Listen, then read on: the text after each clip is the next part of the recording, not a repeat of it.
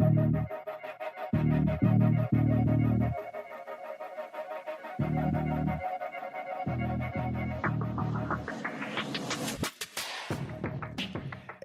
away we go. It's another edition of the Arrowhead Pride Editors Show. My name is Pete Sweeney. I'm the editor-in-chief of arrowheadpride.com.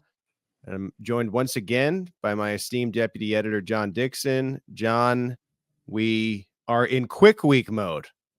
It only happens a few times a year, but this is one of them. The game is over, and in the Andy Reid schedule, we're already at what would be Thursday of the week, as he likes to kind of tell the guys. And they'll get the one full practice on Tuesday. I believe the injury report today will be estimated, and a couple days. The Broncos come into town with the Chiefs having an opportunity to go 5-1 in their first 6 games.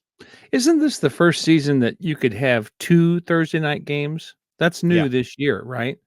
So, but the first one wouldn't have counted anyway. Right, because it was at the beginning of the season. Yeah.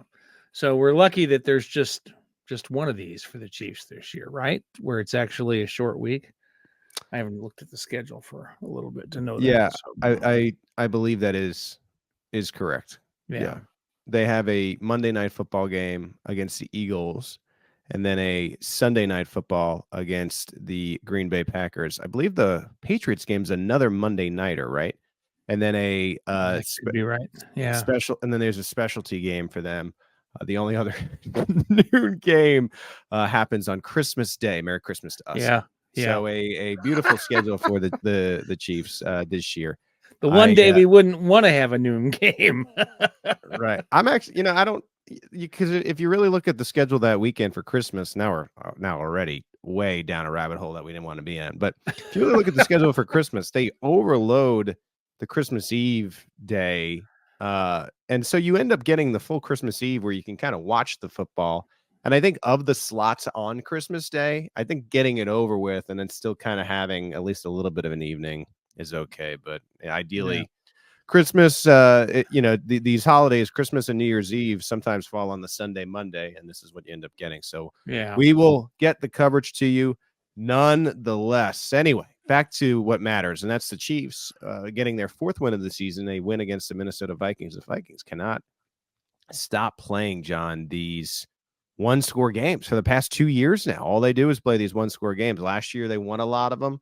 This year, they find themselves 1-4. Every game this year has been decided for them by one score. Mm-hmm. And I and loosely following the Vikings, I know that this is kind of the type of game that they've lost all year, where they've been in it at the end. If they played a little bit better throughout the game, they probably could have won it easily, but they shoot themselves in the foot. They give away possessions, and then they end up getting beat here. And now they find themselves in a tall task to even make the postseason. But I thought it was a nice, gritty win for the Chiefs. We'll talk about it on this show. We'll have our marinated takeaways coming up in the next segment. Close with some snap counts. We'll look at the odds versus the Broncos. But first, we do have one review, John. Love John. And this is something that I find that a lot of my female colleagues complain about. It is constant judgment of your physical appearance. This from the General 51. We'll read it anyway because it was for 5 stars. But he said, "Loved John without the hat this week. First time we have ever seen John without a hat. It's back in his hat today. If you're only listening on the audio." Well, that's not really true. But I'm typically wearing a hat because I typically wear a hat at home. And then he continues on the other side. Pete, get a haircut already. And just kind of like a little bit rude, but we'll take the 5 stars. Well, I need one a lot worse than you. I don't know what that's about. Yeah, I don't know about that. I mean, I've kind of been, I am growing it out as people have really begun to notice. And when you're growing your hair out, especially when you do keep it shorter, there's some awkward phases. So I got out of one, and then it was looking good again, and now I'm into that like Princess Leia awkward phase. So I got a couple more weeks until it goes beyond my ears. So we're working on it. It doesn't look the best right now, but I feel like by mid-November, by the Christmas season, you'll kind of understand what I'm going for with that. But anyway, we got bigger fish to fry, as they say. Weird week. We're coming off the game, so we're going to talk a little bit about the Vikings. We're also going to talk a little bit about the Broncos. John, wouldn't you say that the number one topic of conversation among Chiefs fans right now is the wide receiver room. So we were able to talk to the coordinators, and because it's a short week, we knocked out the coordinators on Monday via Zoom. And one of the folks we got, of course, was offensive coordinator Matt Nagy. Had an opportunity to ask him about if the Chiefs can continue to win consistently, continue to sustain with this wide receiver by committee. Here were Nagy's words. I think for us, it's going to be more of the committee approach. I think the guys, we all kind of understand when you say, a guy like Travis Kelce, him being a tight end, but somebody that like yesterday had 10 catches, and teams know that, and they know they're going to put plans together to try to stop them. But that said, we also have great wide receivers that we know they all have different strengths, and we've been saying that all year long. And for us, it's our job as coaches to put them in different spots to utilize their strengths. At the same time, they also know that they got to know these circles and spots within the offense and not just their particular route. You know what I mean? They got to understand the concept. And then what we do is we have a phenomenal quarterback that's able to spread the ball around. And I think it makes it difficult for defensive coordinators to go into a game and say, hey, listen, this guy, we're going to shut him down, and they can't throw it to these other 2 or 3 guys because they're just guys. See, we feel like we got a bunch of really good players at the wide receiver position that all have different strengths, and we just want to utilize them to the best of our ability. Yeah, this has become a topic that I'm just going to say it's really annoyed me a little bit. And I see and look, we let our writers at AP write about whatever they want. Just because I don't necessarily agree with a certain take doesn't mean we're not going to be able to print it. I trust my writers to have their takes and to write about them. And not picking on Rocky here, but Rocky in our 5 things this week goes in on the Chiefs front office for not doing enough at the wide receiver position. And I've brought this up before, but I'm going to revisit it for a second here and just kind of say that, like, just because the Chiefs drafted Sky Moore and Rashee Rice doesn't mean that they didn't want, let's say last year, Garrett Wilson or Chris Olave or Jamison Williams, or this year when you look in the first round and you see Jordan Addison going off the board, a Quentin Johnston was among the receivers, that there was that pocket. It's pretty much confirmed that the Chiefs were trying to trade up to that position. I tend to think it was for an offensive tackle, or especially in that 20 range where they were able to get McDuffie last year, that wide receiver position.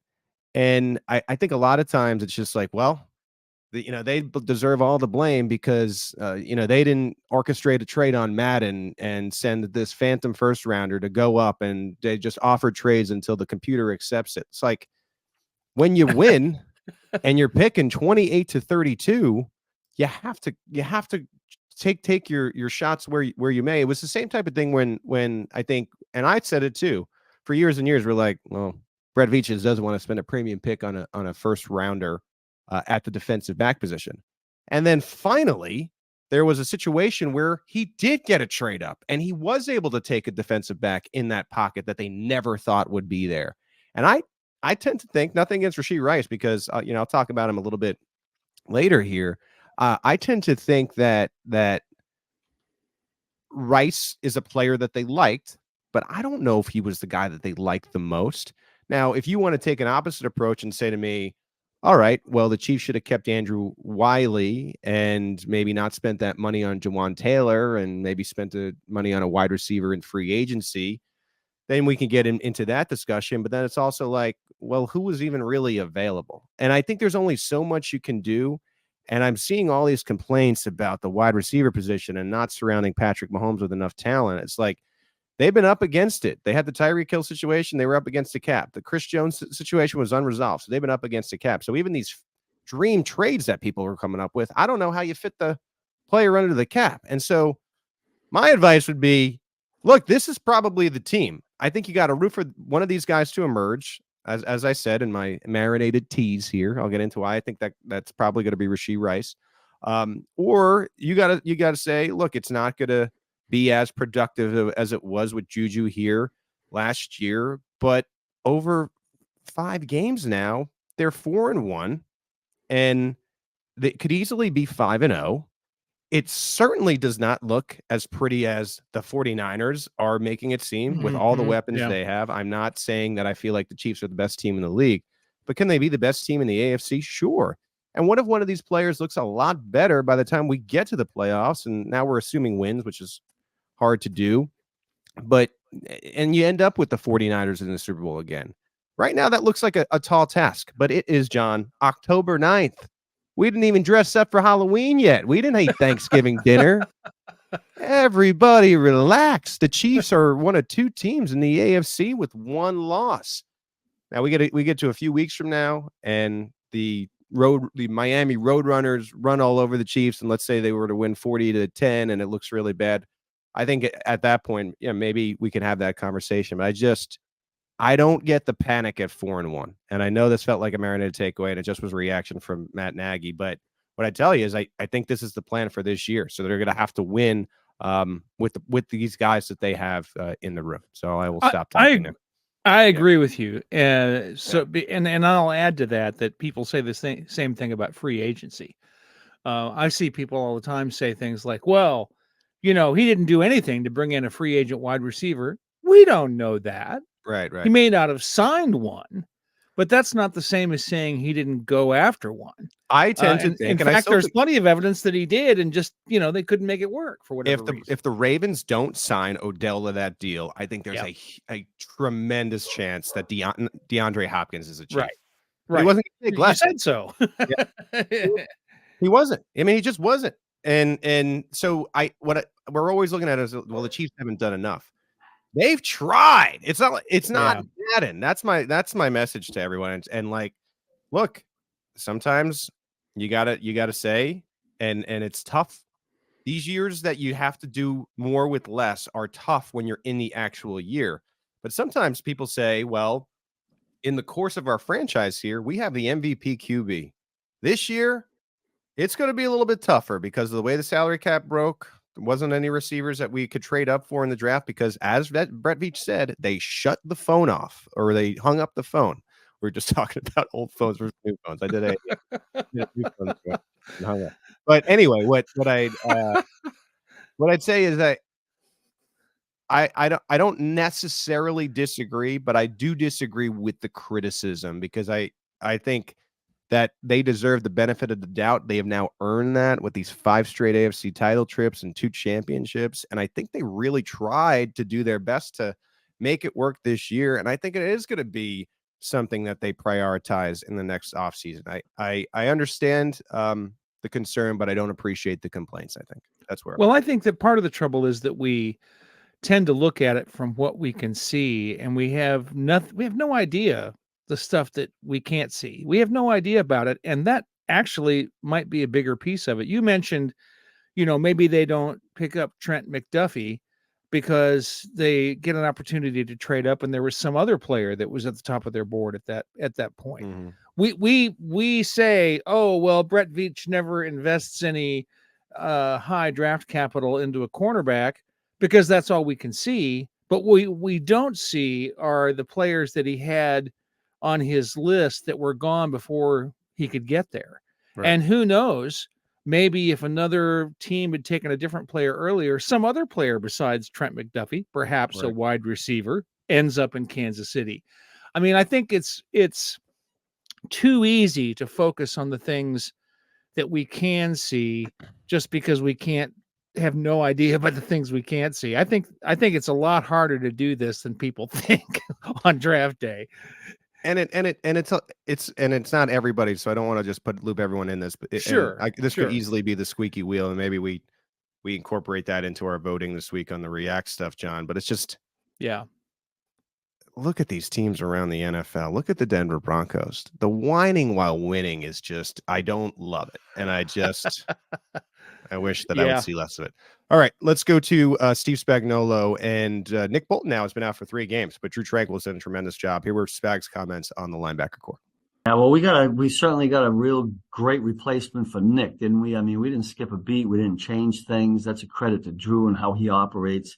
Going back to the tight end, I would add in there that our defensive ends helped us out a little bit too. We talked all week long about what we call possibly chucking tight ends as they came off. And I thought Mike Dana did it a couple of times. I know George did.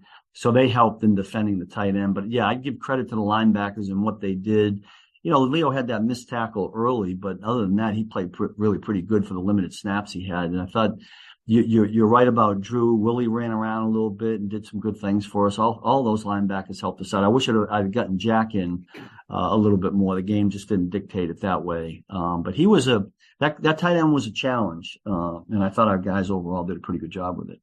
Kind of piggybacking on the last point, this year's Chiefs are a little bit more of a complete team. And so if the offense is not going to be as explosive, you can win these grind them out one score type of games. The Chiefs end up holding Justin Jefferson. Remember, he played 3 quarters, so keep that in mind. But 3 receptions to 28 yards. Linebacker unit in coverage held TJ Hawkinson 5 catches, 51 yards. That's a really nice job to 2 of the better pass catchers in the NFL. And I think front 7 played a role in that. But just to get back to that Drew Tranquil point, another great game for Tranquil, ends up leading the team in tackles. I know he came out with an injury, so we'll see his status in this estimated report on Monday with the quick turnaround. But I think you probably get Nick Bolton back. I did think he was going to come back in this game, but I imagine with him practicing last week and having him had not gone on IR, he'll be back in the mix this week, because you probably would have put him on IR if he was going to end up missing this game, at least when you're projecting. But it's just a really nice linebacker room. Leo Chanel going home in a sense, playing in the NFC North, had a sack in this game. And so I like what the Chiefs are getting on that second level. And again, now just 3 or 4 days away from Omenihu back in the mix, which we've talked about a lot as part of that front 7. John. Yeah. And I also thought it was interesting that Spags made note of trying to get Cochran in and not getting him in there as much as he wanted to. And I think that's something that we underappreciate sometimes from the outside. When the game is over, we go, oh, well, they gave this many snaps to this player, but this many snaps to this other player. Well, that may not be what they intended to do. Right. It may be that the game played out in such a way that it didn't work out, which is what Spagnuolo just said, is that, the game didn't play out that way. We wanted to give him more snaps than we did. And I think that's another place where we get focused in on what we can see, and without realizing how important the unseen things are in the calculation. Yeah. I like those comments. We have the full coordinator comments right now up from the podium on the AP Podcast Network. We're going to continue on here. Again, I know this is a little bit of a janky show, because we're going to talk about the Broncos here, and then we're going to go back to the Marinated takeaways, but it's the beauty of this short week. So I want to get to the coordinator quotes on the Broncos, and we'll go back to Steve Spagnuolo here. Here were his comments about the Broncos offense that kind of surprised me a little bit here. I will say this, Adam. I do think that listen, I know they haven't been winning games right now. They certainly would be wanting to win more, but I do see an efficient quarterback.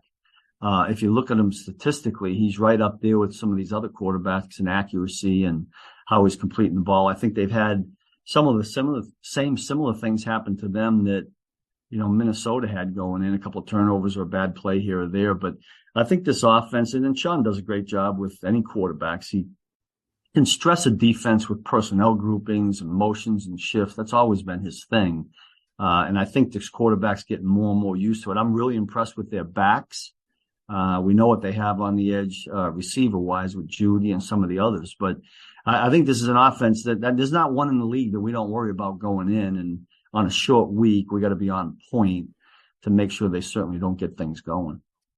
The quarterback, I love you, Spags, but this is right up the Andy Reid alley of complimenting someone who doesn't deserve it. Right now, Russ Wilson amongst starters is 17th in the league in completion percentage. Success rate, which digs a little bit deeper, John. This is one of those Pro Football reference stats. He's 18th with 44.4. This is a classic case of the Broncos are going to be outmatched by the Chiefs defense, but they are not wanting to get that out there, of course. Right. Yeah, I guess so. You know me, Pete. If it's a division game, I'm never going to predict it to be a blowout. Sometimes they are, but division games, there's a lot of marbles on the table, and I think that that teams, even when they're not playing the world champions, put it all out on the field when they're playing a division game. So I'm not wild about, predicting this is going to be a big Chiefs win. And I especially don't think that the number of Chiefs victories against the Broncos in the last, 8 years or whatever it's been now, really enters into it, because a lot of those games have been close victories for the Chiefs. In fact, the second one of those games was an overtime victory after the first one. So, well, I think there's a real case to be made, and to boost your point here, the Broncos are not going to the postseason, and so the only thing they really have to play for, one of the only things they have to play for this year, A, is being a spoiler, and then B is ending the streak if they could pop. So this is one of two games over the next 3 weeks. We got Broncos the next 2 out of the next 3 weeks. They play the Broncos, they play the Chargers, and the Broncos. So you get an AFC West division streak right here. I did notice this story, and this is kind of around the NFL a little bit, but Ian Rappaport, after Randy Gregory was traded away, has said now that Frank Clark could be available. Imagine that the Broncos would not want to trade him back to the Chiefs, but I wonder if as you go here, if Frank Clark was released and they're just shedding older players because they're realizing this is a complete rebuild, and they're trying to get one of these probably better draft capital. I know they've traded a lot of their picks away, but I'm sure they're trying to get all the draft capital they can. Could Frank Clark be a guy that ends up back? I typically take the same approach here. I know there's been questions about it. I think once the Chiefs move on, they move on. We've always seen the Justin Houston pushes, and at one point they said Eric Fisher might be back. It doesn't really seem like the Chiefs go back into the fridge to get the spoiled milk. So I don't think so. But I do find it interesting that Frank Clark is signed away by a division team and now suddenly could be available really quickly here, John. Yeah, it is crazy. The last few days, there have been a lot of players that were signed to big contracts that have been let go kind of unceremoniously. Randy Gregory just being one of them. Right. And again, this is a place where, people want to complain about what kind of job Brett Veach has done.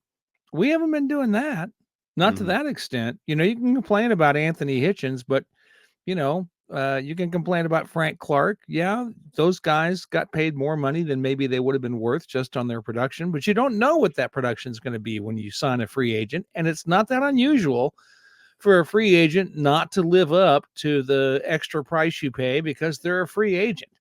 And then you look around at situations like Randy Gregory where they paid that money, and after a year and 5 games, they're trading him away. That's bad. That's really bad. The Broncos have surrendered a lot of picks in recent years in the Russell Wilson deal, John. So I did look this up quickly because I wanted to confirm.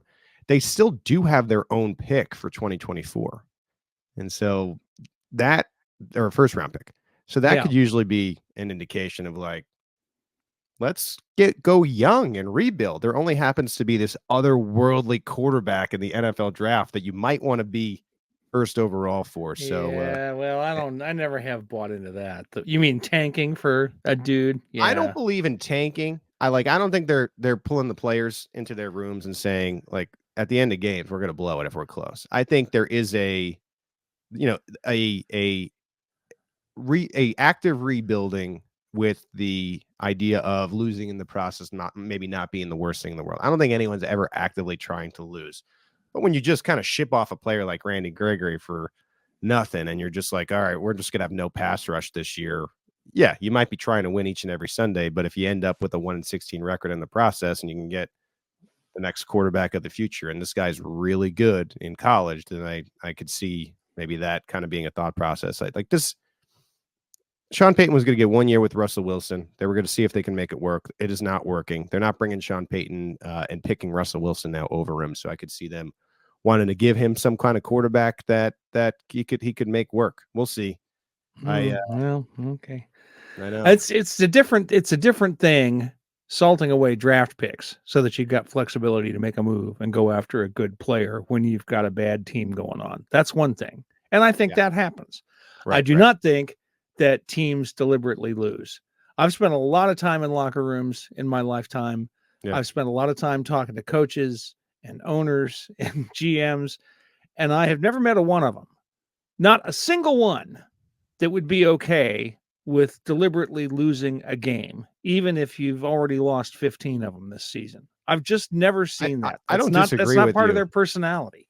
I don't disagree with you, but I do think there's higher level, like, let's commit to this as a developmental year, and we're probably going to lose in the process, and maybe that's not the worst thing in the world because we will have higher draft picks. You know but that's a different thing than let's tank for such and such player. I just don't think that happens. I agree with you. I mean, I don't think active tanking exists by any stretch of the imagination. Yeah. All right, let's go to the Nagy side of things and hear what he has to say about the Denver Broncos defense. Yeah, this is a defense that, you look at the personnel that they have, and they've had some changes here or there. They had a few injuries here or there, and but we know, first of all, in this league, there's a lot of great NFL defenses, and you can take stats and throw it out the window. I mean, these guys play hard, and they're in a lot of these games, and I know right now their record may not show that, but they play hard, and the DNA of their defensive coordinator and Vance Joseph is an aggressive one, but yet playing fast and knowing where to be. So, it's obviously a short turnaround for us, and just coming from the game yesterday, you get right on into it, and you got to dig into knowing what they do and don't do. But we just have a lot of respect across the board, and I think you always start with Surtain back there and just who he is and how he plays, and he's going to follow guys, and he's going to also make plays when the ball's in the air.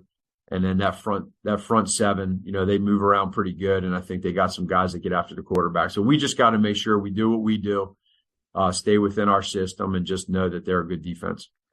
Nagy highlighting Surtain there. I think Surtain was drafted with the idea. I know he's a cornerback, but trying to find ways to curb Travis Kelce and everything that he does. And sure, yeah, that's been out there, and I know that's been a bit of thing.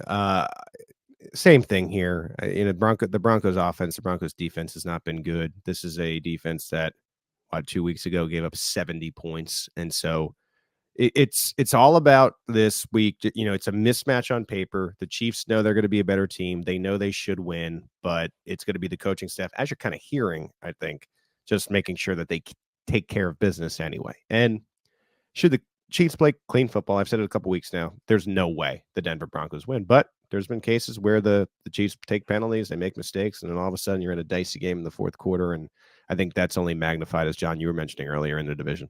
Right. I agree. And at least, in this game, the Broncos won't be able to wear those snazzy uniforms. I have to say, those were nice looking uniforms that they showed us. The white ones. Yeah, those were pretty cool. Out. Yeah, I liked looking at those compared to some of the other Broncos uniforms I've seen over the year, which I've always thought they looked pretty stupid. So the Chiefs wore my favorite combo yesterday, but no red socks. You got to get the red socks with the white on white. That completes the ensemble. It's beautiful. Here we go. Beautiful. Here we go. Mixing and matching. For all you, this is the editor's show, right? With Pete Sweeney, the editor, and John Dixon, the editor. So I'm going to say my opinions here. I know some of you love the red on red. It is not as good of a look as the white on white. It just isn't, and that's according to me. And I'm 100% correct. Yeah, in this opinion, everyone, especially you, says so. We touched upon the Broncos here. We're going to get into more of it this week on the AP Podcast Network, certainly on the website with the newsletter, everything about the Denver Broncos. But after our break here, we're going to go back into the Vikings game for our world famous Marinated takeaways. Stay with us right here on the Arrowhead Pride Editors Show. Back here on the Arrowhead Pride Editors Show. Quick week here. The Denver Broncos coming to Arrowhead Stadium on Thursday night. But before we get deeper into that game, we're going to go back to Sunday and talk about the Marinated takeaways from this 27-20 victory in Minnesota, John. So what did you initially take away from this game? Well, I have to say that I originally was kind of where Rocky is on this thing, is that it's starting to look really bad for the wide receivers. But over the course of the morning, I've discovered a couple of things I didn't know. One of which is that the wide receivers had more yards in yesterday's game than they'd had in all but one other game this season. Yeah. That's hard to look up. You have to, go back game I by also- game and add up the positions. But I'll let you continue, John. But I also have like been thinking this too. Like, is the problem the wide receiver position, or is the problem that I think fans are complaining about that there's not one particular wide receiver? Right. Because it feels more the latter. And so Right. you can continue. Go ahead. I agree with that, and we've published an article that makes that point. I believe was it Nate or Caleb who wrote the piece about that. I think it was Caleb, but I probably got it wrong. But it was a piece about how the percentages worked out, and they're actually spreading the ball around more than they usually do, where the guys who are, fifth and sixth on the list are getting more snaps and targets than they have in years past. So I think that's part of it, is that people just feel like we should have this big time receiver who's the number one guy that gets all these targets. Mhm. And you know what? We should never even have expected that this year. Yeah. They didn't get a guy to replace Juju Smith-Schuster. They didn't get a guy to replace McCole Hardman. The whole wide receiver room is made up of guys who are not going to be a player like that. That they've said all along that wide receiver by committee was what they wanted to do. And if you compare the yardage that they've gained over the course of 4 games, it's not way out of whack. I mean, it's different. Right. Yeah, it's not way out of whack. And last year, let's not forget that last year, even when Hardman and Smith-Schuster were here, the Chiefs didn't have nearly as many wide receiver yards as they'd had when Tyreek Hill was here. And they made up for it by getting more yards from Kelsey and also from Jerick McKinnon. Jerick McKinnon was a big part of the Chiefs passing game in 2022. He hasn't been a big part yet, but most of it was in the end of the season. So we'll see. I think that the Chiefs knows there's different ways to skin a cat, and I think that's what we're seeing. They're also leaning more into the running game, which is going to take away from yardage. I just pulled this up quickly, and this is amazing to me too. In the NFL, just as far as passing yardage, receiving yardage, and this includes tight ends, so keep that in mind. But the Chiefs are 7th in the NFL, and the Dolphins are at 1681, and the Dolphins have looked like one of the most explosive teams of all time. The Chiefs are at 1318. That is not that far behind. I know it's like 200 to 300 yards, but if you've watched the Dolphins game this year, that's almost to be expected. I don't know. I keep finding myself on X, and I find myself asking myself, am I crazy for thinking this is not a big deal, especially since the Chiefs are in first place? And I feel crazy, and maybe I am, and maybe they end up losing a game because they don't have wide receiver production. But isn't the only thing that matters production? Like, who cares if it's from more of Travis Kelsey, or you're relying on Isaiah Pacheco, or hell, you're relying on the defense to maybe keep it to 20 points this year, because the Chiefs aren't always going to get to 30 like they did in the past when they had to Tyreek Hill. I don't know that. I agree with you, and I don't mean to be ranty. Everyone is entitled to their opinion, but I have been like wondering if I'm the crazy one, because I don't see the complaints as much of an issue, so long as they continue to put wins together. Speaking of things that annoyed me, John, my first Marinated takeaway. Is this referee stuff for real? Like, I'm looking around the league, and speaking of Twitter, there's only one thing annoying me more than Chiefs Twitter right now, and that is Vikings Twitter. What are they talking about with these penalties? I understand maybe there were some questionable calls in this game, but you look no further than the stats. The Chiefs were called for 10 penalties for 86 yards. Yeah. The Vikings were called for 6 less penalties. Yeah. What are we talking about when it comes to this being fixed for the NFL, the Chiefs in the NFL? Did anyone pay attention to what they were doing to Juwan Taylor for 3 weeks to begin the year of national scrutiny that was over-adjusted, and the Chiefs had to like say something because it was so ridiculous at a certain point, and now he's starting to settle back in. And how could the Chiefs be called for 6 more penalties? I understand the time of games that they were called in. I understand L'Jarius Sneed took his hat off, but like, I don't know. I'm at a loss. You talk about the tanking thing that we just had a discussion on. Fixing it for the Chiefs, I feel like if anything, you'd want other teams to be having more opportunity. Like if say you were going to do this master fixing thing, wouldn't you want the parity to be there? Isn't that what the NFL is always Right. going for parity? Right. It would go the other way. I don't Right. know. Yeah. It And doesn't make any sense, does it? and I guess I just tried to put myself back into like the pre-Mahomes days where when you'd play the New England Patriots and a penalty came when you just had the game in your grasp, it was hard, I think, not to feel like, man, is Kansas City getting screwed here? And Right. now you're that team. And if there are going to be back-to-back weeks with big calls, big spots that help you out in significant areas of the game, maybe it is natural to feel that way. I'm at a loss when it comes to that stuff, John. Well, what I've always noticed about these kinds of arguments is that they always find a way to turn it back the other direction when it suits their interests to do so. And so I've kind of tended to just ignore it. To me, it just has become noise. All the complaining about the officiating. Look, the officiating could be better. Everyone is going to agree about that there are times that the officials make bad calls. That's just a fact, and it's always going to be a fact. And they could do some things to make it better, but they haven't chosen to do so yet. And even when they do, it's never going to be perfect. So we just have to put up with the fact that, the officials are going to make mistakes, just like the damn players make mistakes sometimes. It's a mistake if you overthrow a receiver, but we don't say, well, we should get rid of that quarterback and, make it so he never overthrows the receiver. Well, you know what? That's not going to happen. He's going to make mistakes sometimes, and so do the officials. That's just the way it is.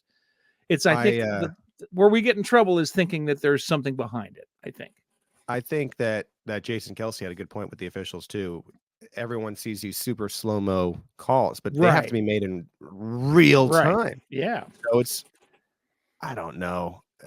I think it's more the people sick of the Chiefs winning than any kind of secret referee conspiracy. And I'm sure that it's been tough in Minnesota having lost so many one-score games this year when you were winning on them last year, and so exasperated. The Taylor Swift commercials probably don't help in that regard, but it is what it is. All right, John, what's your next Marinated takeaway?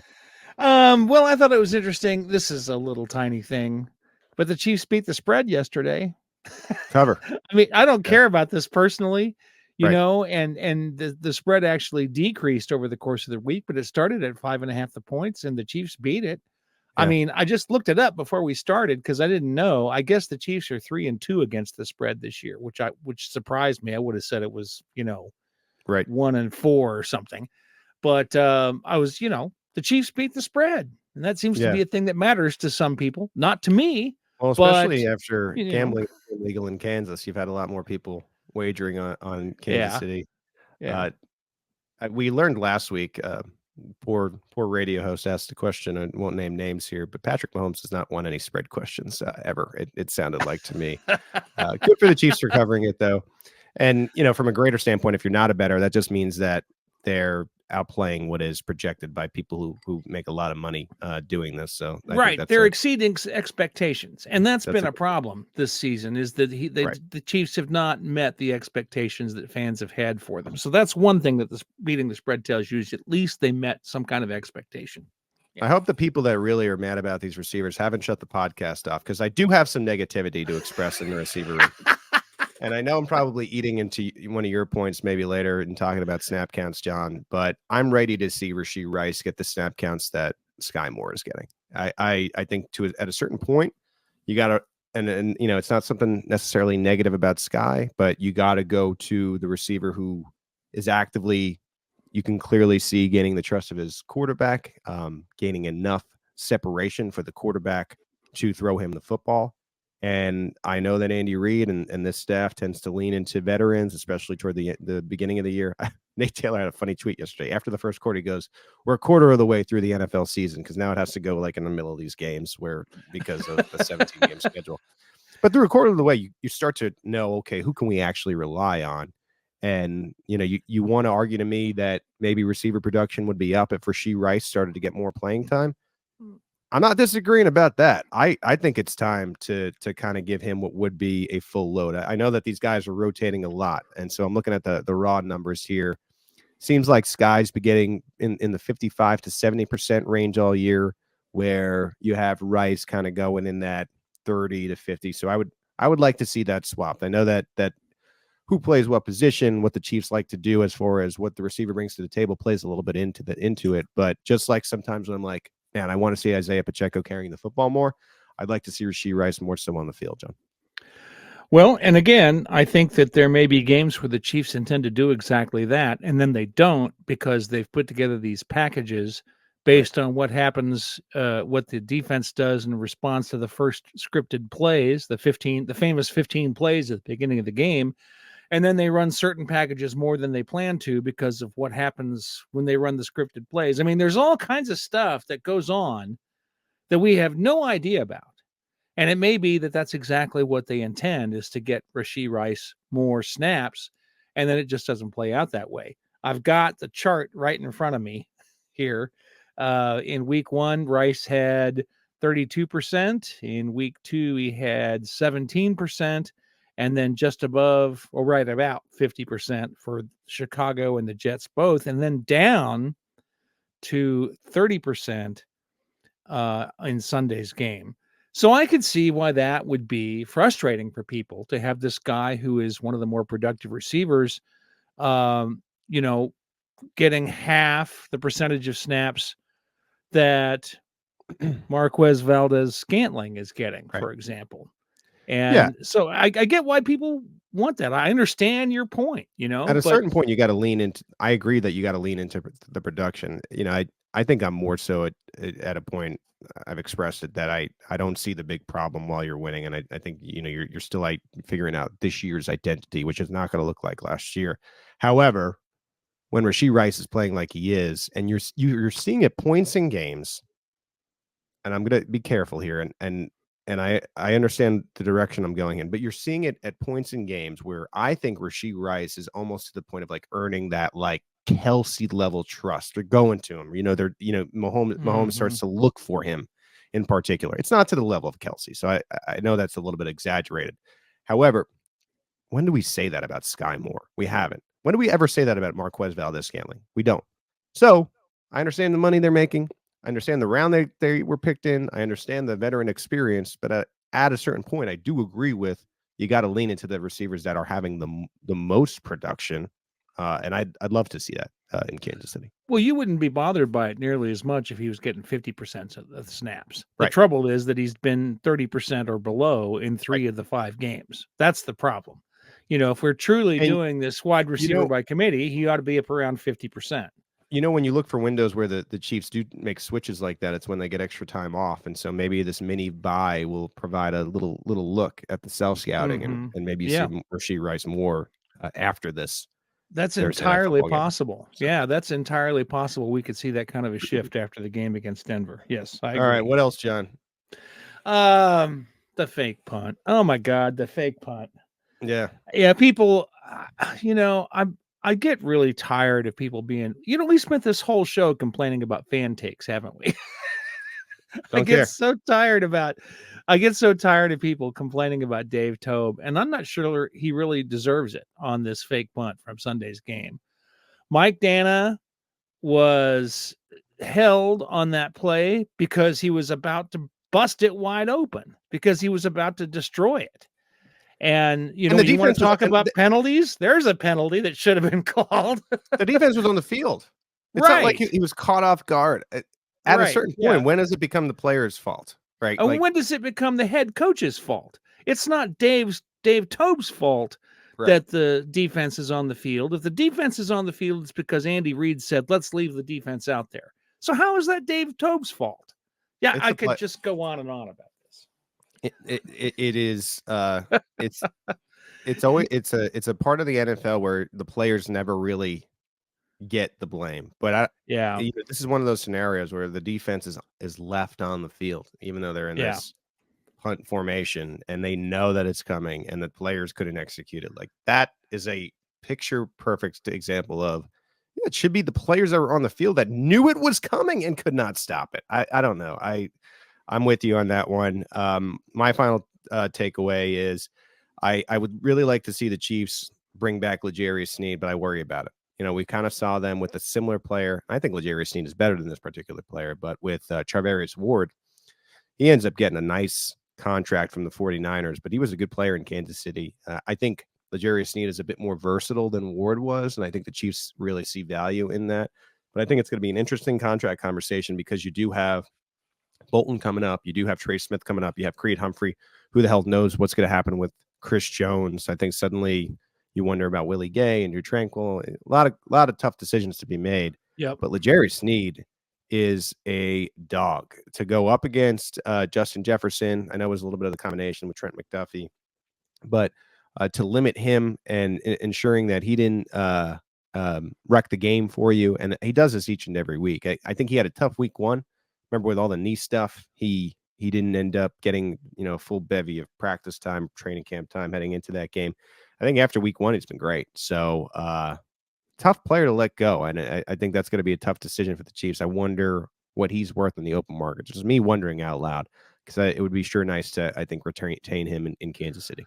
Well, he's been on the injury report every week. He's never been given a game day designation, like questionable or anything like that. But he's been on the injury report every week because they're working on him. They're working on that knee. And of course, he was kept out of practice for 2 weeks at the end of training camp or something.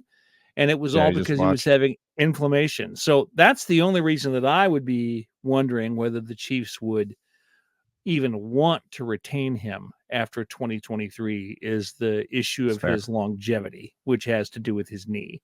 But I can't argue that he's not playing extremely well. He is playing extremely well. And but I think that the issue with his knee really complicates what the Chiefs could do in 2024 with him. Every team that signs these players, they go through a physical. So right. Maybe it is a scenario where less teams become interested because of some of those medicals, and the Chiefs can, in a sense, get a discount. I tend to think he's going to want to stay in Kansas City. It'll be an interesting one, but it would be great to bring him back because I just think he is a very, very underrated player in the scope of the NFL, and it's going to be a tough player to replace. I know the Chiefs they throw a million darts at these defensive backs, but they would miss Sneed if he was suddenly unavailable this year. All right. When we come back, we have the other injuries to watch. John will give us some snap count takeaways from this game, and we got the opening odds against the Denver Broncos on Thursday night. This is the Arrowhead Pride Editor Show. Stay with us. Back here on the Arrowhead Pride Editor Show, Pete Sweeney, John Dixon, wrapping up what is the Week 5, Week 6 edition of the Arrowhead Pride Editor Show. John, we had mentioned Drew Tranquil, an injury to watch. I know Mike Dana hurt his ribs. We got Travis Kelce and this low ankle sprain. What a dog. Speaking of dogs and playing through that injury to come back and have the game-winning touchdown. Nick Bolton hasn't played in 3 games. I feel like these are all the injuries we're watching. I would think that Kelce would be perfectly fine to play if this game was on Sunday, but I'm wondering if we have to wait and see what his status is, because I got to imagine between the flight and sleeping that this thing has ballooned up, and it's going to take some quick treatment for him to be okay to go on Thursday night. I would almost guarantee that. I would almost guarantee that when they took the tape off of that ankle, that it's and the cortisone wore off or whatever they give players now in the locker room. Yeah, it's true. That he was in some serious pain there after playing on that thing. But mad respect to him for going out there and playing. That's the kind of thing fans love to see. And I'm right there with the fans who love to see that. But man, I bet he's paying for it today. Completely different injuries, right? It was a knee. It looked like it was an ankle foot this time around. Yeah. But what held him out of week 1 was that injury occurring on Tuesday. Right. And it just was not enough time. I think Sunday's better than Tuesday. The Chiefs medical team, I don't know what they got, John. I don't know if they have magic or whatever, but they seem to be able to work fast and get these guys in at least a position where it's feasible for them to play. And I think Nick Bolton was close last week, and I think it was good that Kelce was able to finish the game. But I still find them to be players to watch. We'll see what the reports say. If I had to guess, and I was wrong about Bolton last week because I thought he'd play, but if I had to guess, I think they'll both play on Thursday night, but they may be limited in some fashion. Yeah, I would bet that Kelsey sits this one out. If I were the You Chiefs, think he's gonna sit? yeah, and he won't like it. He'll be mad about it. But I think the Chiefs would rather not take a chance on putting him out there 4 days after he has an injury. And that's I don't know how much he cares about that, but what would take a hit is that 1,000-yard streak, because he's already teetering and flirting with the projections not being there, and it's been a long time now. So if he ended up missing now, it would be 2 games on the year. Then he would have to get it done in 15 games, and then you're also talking about if the Chiefs continue to win, are the starters even playing? So maybe now you're looking at 14 games for to get 1,000 yards. Mm-hmm. I know. No bueno. But to his credit, last week I said he had to have 65 yards in every game in order to make it to 1,000 yards. He had 67 yesterday. So now we only need 63 in the next game. So all we need now is Mr. Miyagi in the locker room. All right, we'll see. The final injury report, if I'm not mistaken, John, it comes out tomorrow, right? They give us, or is there a Wednesday one? I can't really remember. I think they have to have 3, don't they? Isn't that the deal? They have to have injury reports on 3 days. I think that's right. I think we do get the statuses on Wednesday. Yeah, but I think on Wednesday may be an estimate also. Tomorrow's may I lose track. We don't do enough of these games. You know what the estimate thing says to me? That Thursday night football shouldn't exist. If they're having to estimate injury statuses and not practice, why are they running these guys out there? All right. Any snap count takeaways that we haven't touched upon from this Vikings-Chiefs game? Well, yeah, you're right. Marquez Valdes-Scantling and is getting more snaps, and Sky Moore is getting more snaps, close to 60%, right around there. And you got players like Rashee Rice that get 30. So that's something we already talked about. I noticed that not only did Kadarius Toney be pretty effective while he was out there, he also had the highest snaps of the season in this particular game. Let me see. I have to go back and look now because I don't remember and I didn't write it down, but I think he was up around 40%. That may be wrong. I'm sorry. Let me look. I should have written that down. I apologize to the listeners for not knowing this off the top of my head. It's 40%, 39%. Yeah. I think Kadarius has been ramping up. How many times we talk about injuries with Kadarius, but I think he's as healthy as he's been since that initial issue at training camp now, and you're seeing it in his play. I don't know if you could ever just rip the Band-Aid off in a sense anymore and just say, yeah, we're going to run the offense through this guy, because I don't think he's durable enough for that. But in the times he is available, I think he could be a solid role player for this team for sure. Well, I'll just say this, and I might have made this one of my marinated takeaways, but he didn't look like a guy that who was trying to avoid injury. No, on Sunday he was out there playing hard, dragging tacklers. I mean, there were a couple of plays where he looked like Isaiah Pacheco out there. I was about to say him and Pacheco could have I don't care about injury off, because they clearly just don't care about their body and go and run into defenders. Yeah, I mean, and I, that's what you want to see from a player, but you just have to worry about whether. But of course, I don't think that's what's been the cause of Toney's injuries.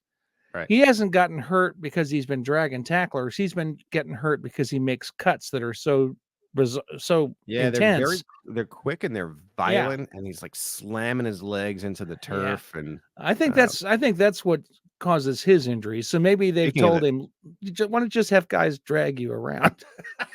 Speaking of the turf, I did notice that a lot of the Taylor Swift, the Swifties as they call themselves, are they have a Swifties against turf group going, a hashtag going on now. They're on the case of the NFL to get rid of the turf. Anything defensively, or are we good to move on, JD? The most interesting thing, and I'm just in my early stages of looking at the snap counts, I must confess, it's been a busy morning. The one thing that I wanted to watch from last week was that Mike Edwards got a few more snaps in week 4 than we had previously seen, and Brian Cook was at like 82% last week, and before that he'd been one of the 100% players on the defense. One of the usual 2 cornerbacks and 2 safeties are on the field for every play, and that has continued to week 5. So it looks like they intend now for Mike Edwards to get a certain percentage of the snaps over Brian This Cook. is one of those, this is one of those nuanced things, and maybe Brian Cook will develop it as the years go on. But in covering the NFL, I have noticed that there are just some defensive backs that just have this knack for being around the ball. And I think the Chiefs see the value in that in Edwards, and he does it. It's wild. And I think upping his snaps, I'm not saying that he should be getting more than Brian Cook, like I was talking about in the wide receiver room, but I can see why they would want him a little bit more involved defensively. There's just such a value to turning the football over. Well, Especially there against is these teams a who turn the football over a lot. Yeah. There is a distinct difference in the way he is used. He is used much more commonly against the pass than he is against the run. Yeah. Yeah, that makes sense to me. And I'm gonna guess that if I look at Cook now, it will be the opposite. Let me bring Cook up on my little thing. I like Brian Cook a lot too, and I sure think you could tell that he is still learning on the fly, kind of filling that Juan Thornhill role. Interesting. Cook is an every down player. He plays an equal percentage of the snaps for against both the run and the pass. So they are bringing in. It looks like they are bringing in Edwards specifically to be a guy against the pass. Is what I would say. That's interesting. Specialist. Third down. Mm-hmm. Okay. Opening odds against the Broncos. This game coming up on Thursday night. Well, they opened at 9 points. That's a lot. That's not the biggest it's been all season. Oh, excuse me. Did I say 9 points? It's 10.5 points. I just wrote that yesterday. How is it I've forgotten that already? Well, because I'm old. It's a whirlwind. It's a whirlwind here. It's not the biggest point spread the Chiefs have had this year. They opened with 12 points against the Bears a couple of weeks ago, but that difference is probably the divisional game. It'd be 12 points if it wasn't a divisional game. If we're playing an NFC. 10.5 is a good number. I mean, I could see the Chiefs winning this game by 10, so that makes a lot of sense to me. I think if I'm having to choose one way or the other, I probably go on the side of the Chiefs. They're just playing too well. They're at home. The Broncos just have stunk. They just got embarrassed by the Jets. The one thing that I'd say about the spread, and part of the problem too with the 10.5 spread, and maybe it wouldn't be this if they were playing on Sunday, is like Thursday night football games are always odd in some capacity. And I mean, the Chiefs play odd games to begin with, but especially on Thursday night football. And like if you're trying to go unbiased here, maybe that would get you to take the points. But I gotta think the Chiefs can take care of the Broncos by 11. Who knows? I'm gonna have to figure this out eventually because we got to put up our predictions here pretty soon. It all happens fast on. Yeah, we'll have to do that pretty quick this week, won't we? Yeah, we've got a lot of work to do. We have to get off the podcast because we have a lot of work to do. But we will keep the podcast network flowing this week. I know that Steve has created a truncated schedule for us to make sure you guys get some takes ahead of this game on Thursday night. Keep it locked in on the website. We've talked about Arrowhead Pride Premiere. If you want a little extra from Arrowhead Pride, we'll be having newsletters. We do it 3 times a week now. John Beard provides some extra film study, really good film analyst for SB Nation. That'll come out on Tuesday, and we'll have our preview newsletter on Thursday. If you're not interested in any of that, keep it locked in on the website. Plenty of stuff there for you to check out as well. John, we will be back on Monday, a couple days after the game. So those takeaways on Monday are going to be real seasoned up. Boy. The bone is going to be falling. The meat is going to be falling off the bone. Yeah. The bone does not fall off the meat, Pete. That's not how that works. Yeah. All right. Well, we will see you then. Thank you to Steve. Thank you to John. For them, my name is Pete Sweeney. This has been another edition of the Arrowhead Pride Editors Show.